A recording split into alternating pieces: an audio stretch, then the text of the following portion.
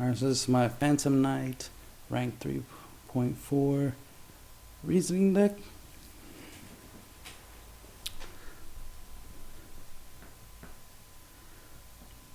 As you can see, I got 2 Necro faces. This will allow me to recycle all my banished cards, which will be mainly, obviously, traps and the monsters. So that way I can reuse them over and over again. I'll use Necroface. In order to recycle the Necrofaces, I got YUGIOH. This also lets me recycle my extra deck. As you can see, I got a lot of 1-ofs. So I want to be able to use them more than once. So that's what YUGIOH is for. In this build, I don't really go into rank 10 as I would in another build, so there's no rank 10s in the extra deck.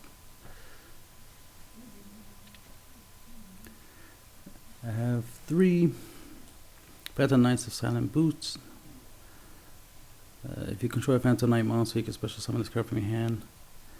You can only do this once that way, and you can banish this card from your graveyard to add 1 Phantom spell or trap card from your deck to your hand.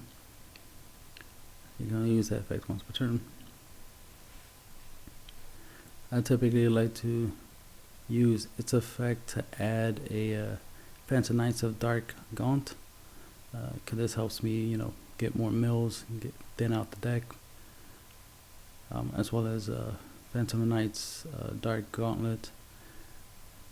It's pretty good defensively. The Phantom Knights of Dusty Robes.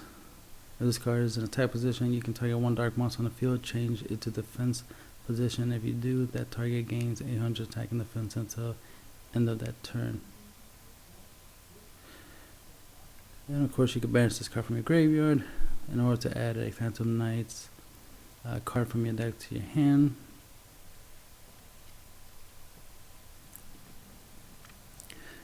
I also use this to, grab Dark Gauntlet, or Phantom Knights of Silent Boots, because Phantom Silent Boots can get me Phantom Fog Blade or Phantom Wing, depending which one I need. But typically I'll use Phantom Fog. I use it and target like one of my either robe or boots, sometime even on a Necroface, or even just on YUGIOH, right? That way I can use all my other monsters to go into rank 3s and 4s. Why not use YUGIOH, right? Make use of them. So I combo Fog Blade with YUGIOH, and there I can have a nice little wall to hide behind while I make my plays. So that's one of my defensive plays.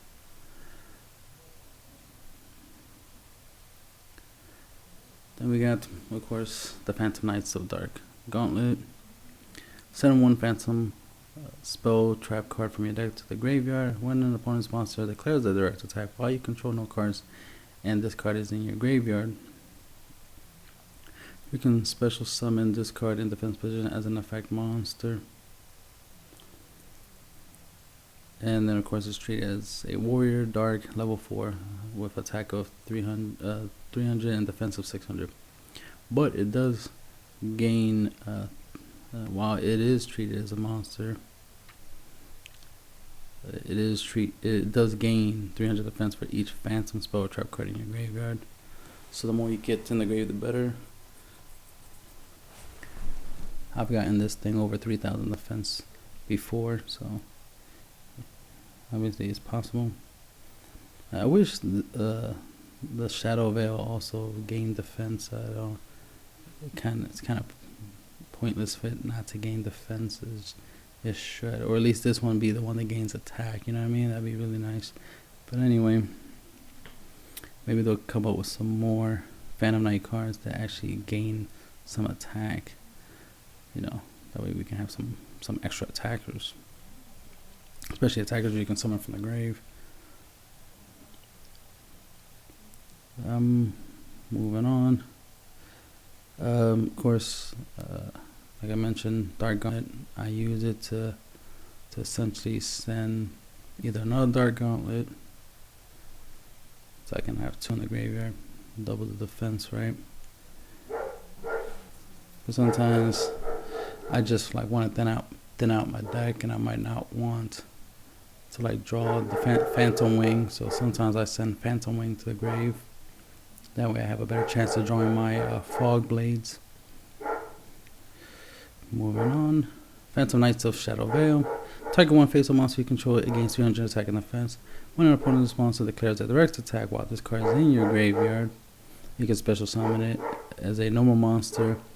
Word type dark, level 4, 0 attack, 0 defense, and it's just, you know, if it's summoned this way, banish it. And of course, Dark Gauntlet also gets banished if it leaves the field. Shadow Veil is decent. Of course, I would prefer something that is counted as a effect monster. This counts as a normal monster, so you can't combo. You can't use this along with Fog Blade, but you can use Dark Gauntlet with Fog Blade. I have a nice little 2-card combo to create a nice little lock, a little stall, right? So you can stall for the win. Alright. Phantom Wing, target one face-up monster on the field, it gains 500 attack. Also, once during the turn, it cannot be destroyed by battle or card effects. So essentially it's like the lance of the deck, right? So it's really good in defensively. And it can be good offensively, of course. It can be activated during the damage step because of the whole 500 attack gain, so that's awesome.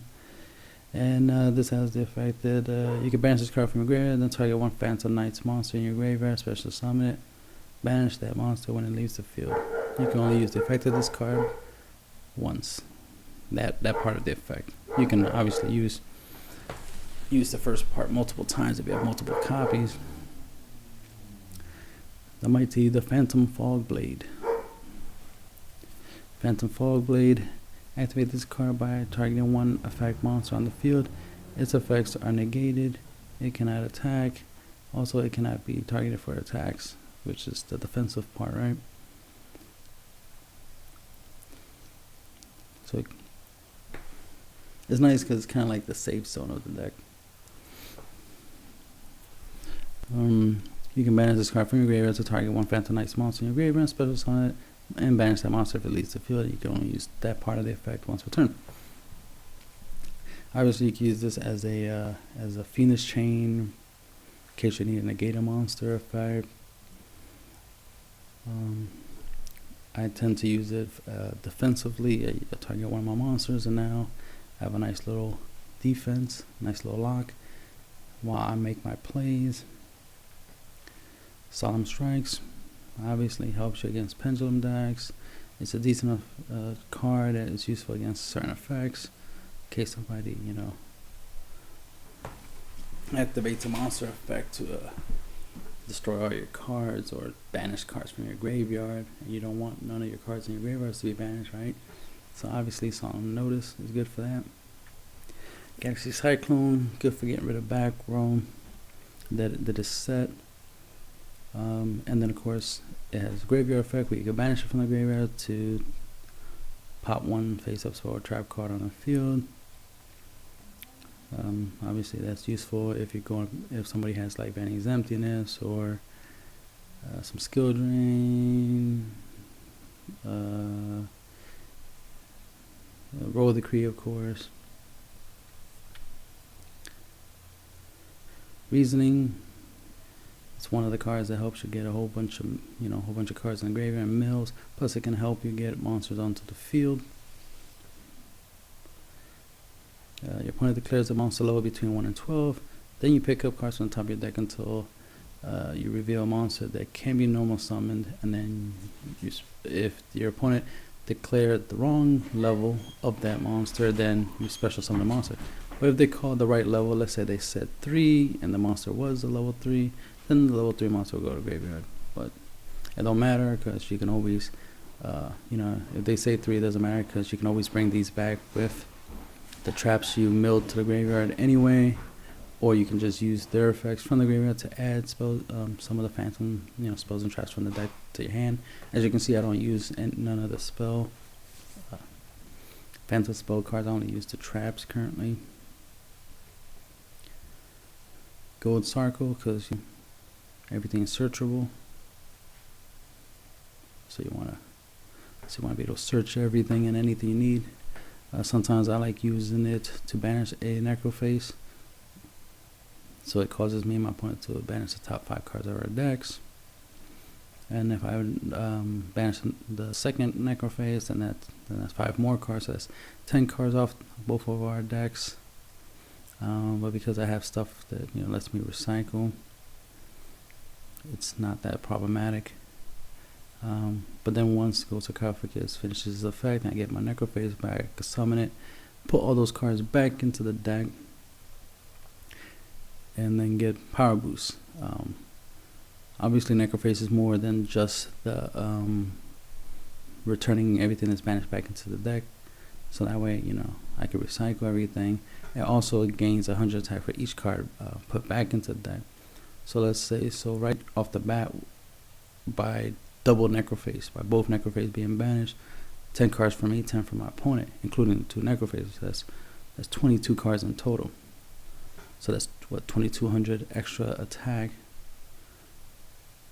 to when I summon necroface. When I summon necroface, technically it'd be 21 because one of the necrofaces will be added to my hand. But you get the idea. If I banish more cards, it gets stronger. The more I banish, the stronger necroface gets. For when I summon necroface, put everything back, and I have I've made necroface over 4,000. So the fact that I can normal summon a 4,000, it's pretty awesome. So that's the added ability I get from necroface, not just recycling everything, so I can use it over and over and over again, and really never run out of resource. I can also make a nice little level 4,000 beat stick that can win me games, and it has. So it's definitely worth playing. Monster Gate is just another reasoning. That's all it is. It's like having 4 reasons in the deck. Sometimes I go circle reasoning, so I can get my mills out. Sometimes Needlebug's Nest. Red Screen, just because it's very useful. Obviously it's good against avoiding getting Pendulum OTK'd. Help me stall long enough to make a comeback. Maybe even draw my Solemn Notice.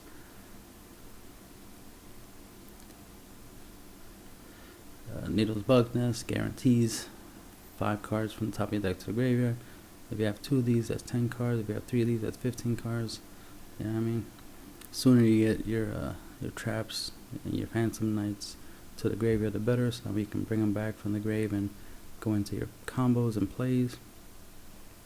And as I said, Exodios for recycling your monsters, especially your extra deck.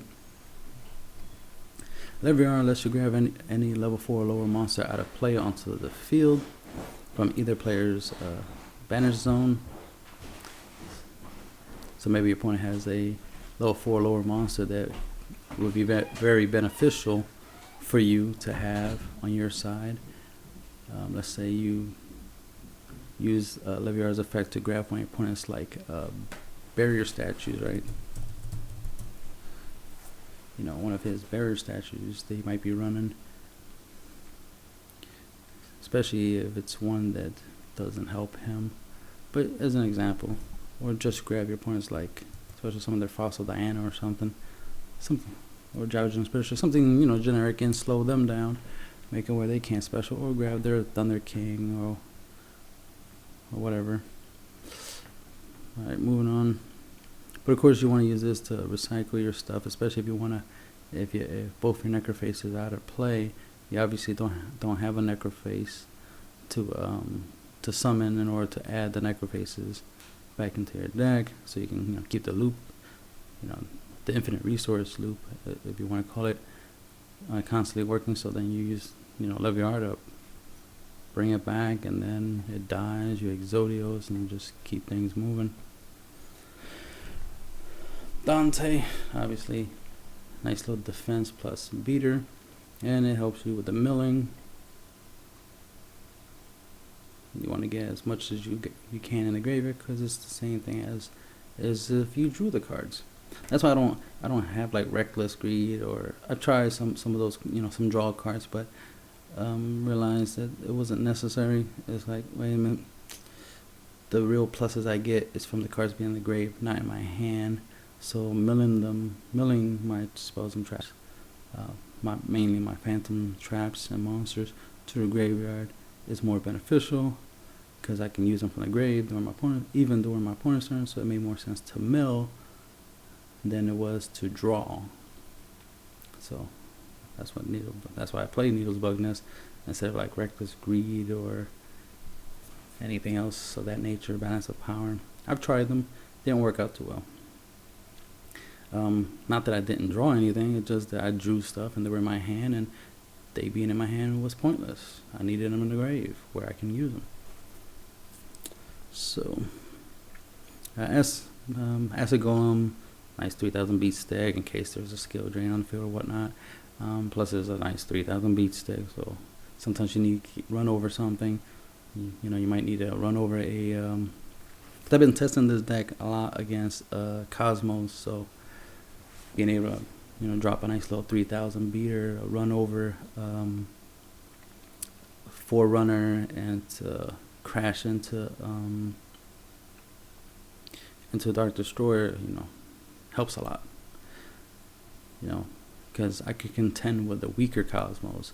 It's the ships that you don't want them to stay on the field too long. You got to get rid of them, so you got to have some outs for them. The Phantom Knights of Break Sword. Everybody knows what this guy does. But anyway, once per turn, you can detach material from this card, and then target one card from each side of the field, one from yours, one from your opponent, and then destroy them. If this XYZ card is destroyed, you can target two. If this XYZ summoned card is destroyed, you can target two Phantom Knights monsters with the same level in your graveyard. Special summon them, increase their levels by 1. You cannot special summon monsters for the rest of the turn in which you use that effect, unless they're dark attribute monsters. But typically, if this is destroyed, it's usually during your opponent's turn. So when it's your turn, you can exceed into whatever you want. Since I do use obviously the 3 stars in this deck, I go from 3 obviously to rank 4 exceeds.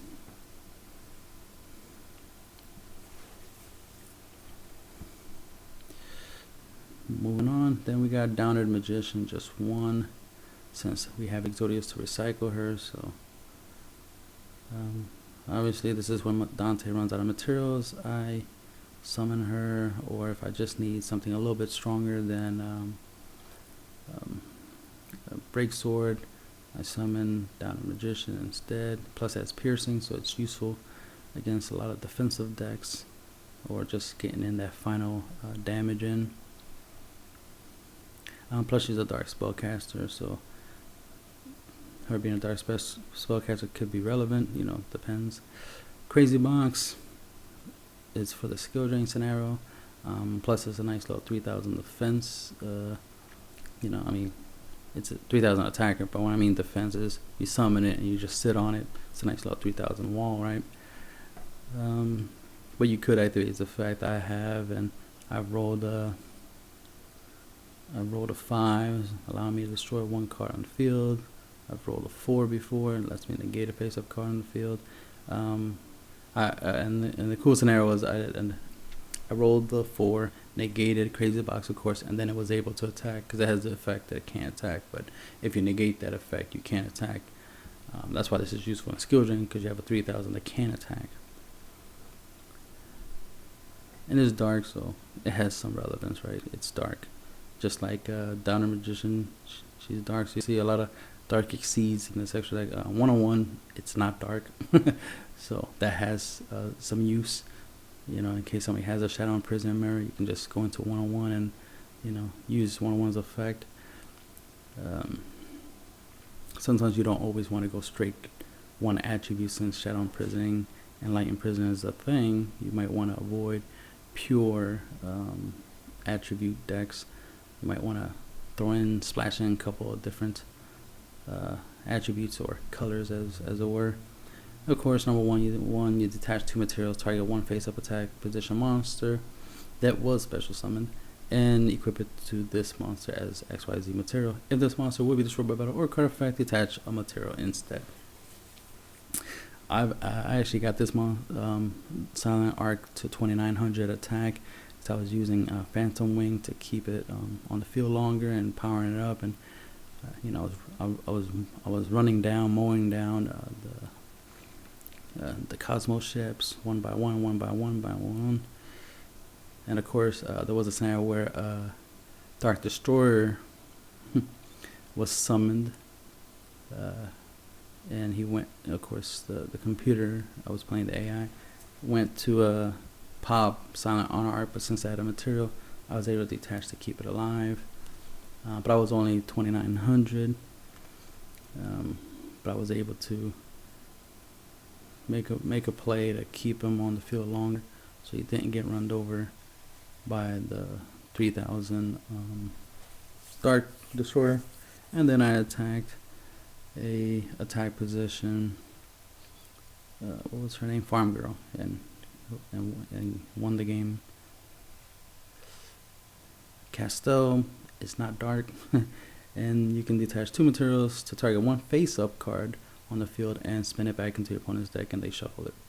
It's a good way of getting rid of any problematic cards, maybe like an Imperial Iron Wall or something of that nature, or just a big monster that can't be destroyed by battle card effect, but you can target it and spin it back into the deck, you know, and get it out your way. You can do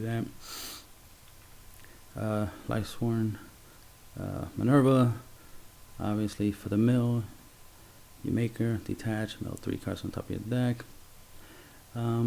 If she gets destroyed by a card effect, you can mill the top 3 cards of your deck, so you can essentially get 6 mills off of her. For example, I summon her, I use her effect, she gets notice, right, and then she goes to the graveyard and I get her effect. So I still get mills regardless. So just summoning her just for the purpose of milling and baiting out like a notice or something, or warning, or Black Horn of Heaven or something of that nature is useful, because ultimately, you know, you want to get some mills, which is what you really want, which is the only real reason to summon her, is to get the mill. I did wish she had the effect that during the end phase you mill 3 cards, you know what I mean?